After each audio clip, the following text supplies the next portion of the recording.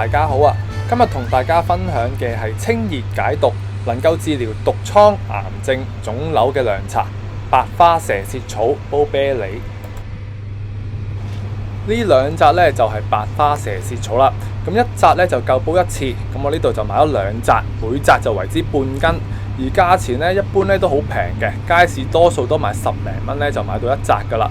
今次就特別少少啊，我10蚊呢就買到兩紮啦，所以先至買兩紮嘅啫。咁無論你買10零蚊一紮又好，5蚊一紮都好啦。咁呢隻白花蛇舌草呢，功效咁好呢，都算叫抵買抵飲啦。咁但係最麻煩一樣嘢呢，就係清洗佢嘅時候呢，就真係要花多啲時間啦。因為佢呢比較個根部係比較多沙泥嘅。咁我哋一般呢，我自己就會開一大盆水，咁就浸落去，浸佢20分鐘左右，浸到啲泥呢鬆軟啦，咁我哋再去洗。一般嚟講要過5至6次水呢先至過得清嘅。之後呢，就輪到啤梨啦。咁我呢次買呢啲啤梨呢，就10蚊就買到3個啦。咁我哋呢，就唔需要話去揀一啲貴嘅，即係生些少嘅啤梨。我哋買啤梨呢，買啲平嘅就得噶啦。咁一般嚟講呢，平嘅啤梨就即係熟嗰啲啤梨啊。咁我哋揸上手落去呢，會有少少腍手嘅，呢啲先至啱煲湯啊。其實，因為我哋煲湯想要嘅嘢唔係食佢嘅爽口，係食佢嘅甜味啊嘛。所以煲出嚟呢，就會更加上係清甜清潤啦。而用啤梨嘅原因呢，主要就係煲出嚟嘅效果呢會好味啲，同埋會特別啲嘅。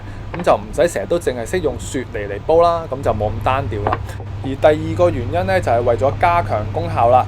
咁啤梨嘅功效呢，分別就有化痰止咳、解毒潤肺、降火養血等等功效嘅。而白花蛇舌草同埋啤梨呢，屬性都係偏向寒涼嘅，所以就浸多2片嘅陳皮落去，中和翻佢哋嘅寒氣呢，咁就會大眾化一啲啦。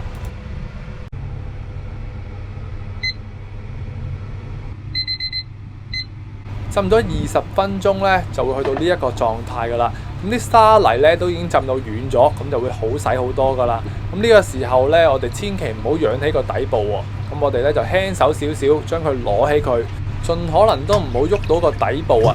因為底部呢啲沙泥一翻起咗呢，連啲葉都會上埋嚟，咁就會更加難洗噶啦。跟住都係咁樣去洗啦，咁就大概係洗5至6次呢，去到啲水清、啲根又冇泥為止啦。咁呢一個工序呢，就係成個涼茶最辛苦嘅步驟啦。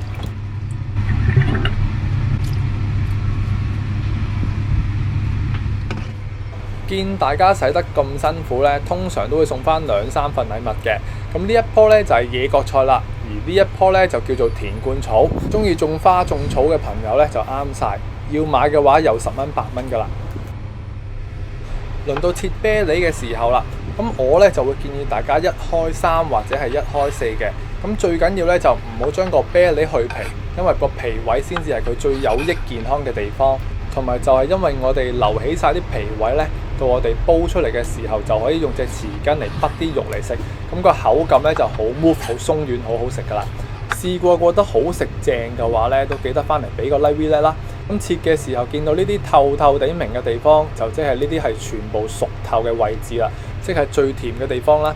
咁其他呢都係咁去切，切完之後呢，我哋唔要深唔要核，放晒入去啲水度養住佢，防止氧化呢，咁就可以啦。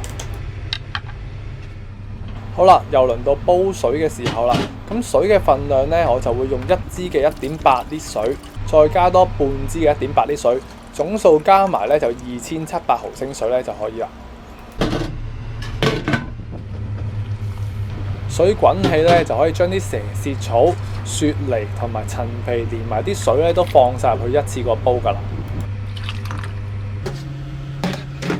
水一滾起，我哋就可以較返個中細火煲45分鐘，俾啲時間佢出味啦。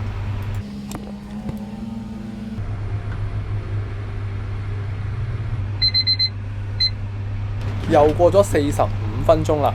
咁呢一個時候，如果好中意原汁原味、非常之清甜同埋健康嘅話呢，咁就乜都唔需要再落去噶啦。煲多15分鐘，呢一煲涼茶已經完成咗噶啦。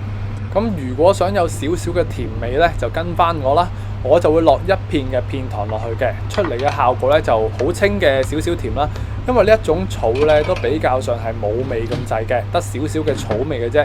而啤梨呢，你係食落去先至會有嗰陣清甜味嘅，所以煲出嚟嘅味道都唔唔會話太重嘅果甜啦。咁我哋煲多15分鐘咧就可以啦。又過咗15分鐘啦，呢一個時候咧就會聞到一陣淡淡嘅新鮮草味啦，同埋會有少少嘅果香味嘅。咁亦都習慣性試一試個甜味，睇下啱唔啱自己先。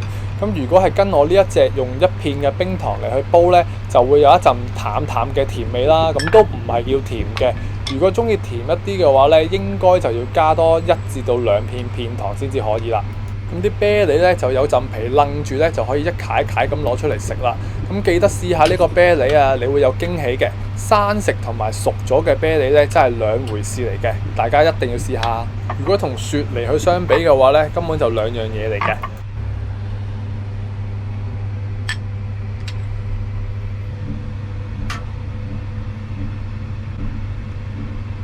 新鮮嘅草香味，加埋清甜嘅啤梨味，就係呢一煲涼茶嘅味道啦。